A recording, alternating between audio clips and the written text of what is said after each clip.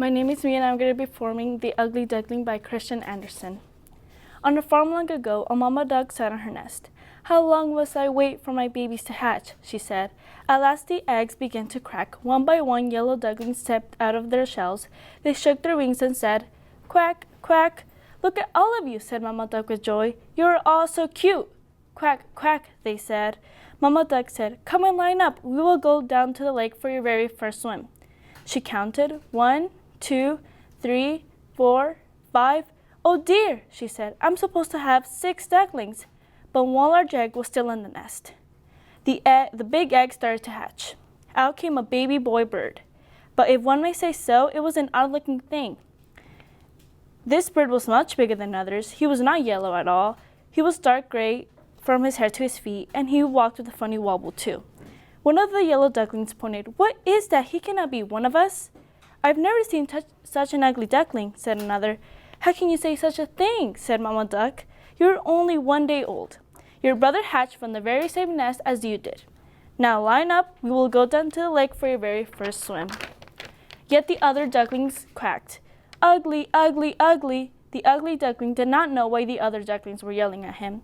He took the last spot in the line. Each yellow duck jumped into the river and swam behind Mama Duck. When it was his turn, the ugly duckling jumped inside and started to paddle too. "At least he can swim," Mama Duck said to herself. When they left, the water started to play. The ugly duckling tried to play with his brothers and sisters too. They yelled, "Go away, we will not play with you. You're ugly and you walk weird too." When Mama Duck was close by, she would not let them talk to him this way. Be nice. But she was not always close by. One day, one of the yellow ducklings said to the ugly duckling, "You know what? You would do us a big favor if you just went away." All of them started to quack. "Get out! Get out!" "Why won't they let me stay here?" said the ugly duckling. He hung his head down low. They're right. I should probably go." That night, the ugly duckling flew over the farmyard fence. He flew till he landed on the other side of the land. Woof, woof! Suddenly a big, hungry dog came tearing by. The poor duckling was frozen in fear. The dog sniffed and sniffed at the ugly duckling, then turned away. "I am too ugly even for a big, hungry dog to want," said the ugly duckling with his head hung low. "Brr," he said with both wings held to his chest. "If only there was a place I could get dry." All at once, a tiny light blinked far in the woods. Could it be someone's hut?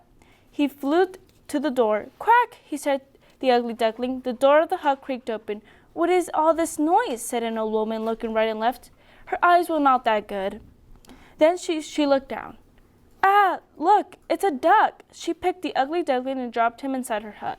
"You can stay here, but only if you lay eggs," she said. A tomcat crept up to the ugly duckling. "Who do you think you are, coming in here taking up the room by fire?" said the cat. "Get out! Get out!" The door was a bit open, so our poor ugly duckling slipped out of the door and back into the storm. He stayed at the lake all by himself. It was all he could do was to paddle the water to keep it from freezing around him and trapping him in the lake. "I am so tired," he said, paddling with all his might. The ice got thicker and drew closer to him. In a moment, 2 giant hands swept him up. "You poor thing," said a farmer. He held the ugly duckling close to the thick wool jacket and took the bird to his home. Never was a warm fireplace more welcome. For the rest of the winter, the farmer cared for the ugly duckling. Then spring came. Tips of green covered the trees. Short, bright flowers popped out from the ground. "It is time for you to go to the lake and swim again as you were born to do," said the farmer. He took the ugly duckling back to the lake where he had found him and set him with care. "Gosh, I feel so strong," said one of the young birds. "Why, I never feel as strong as I do now."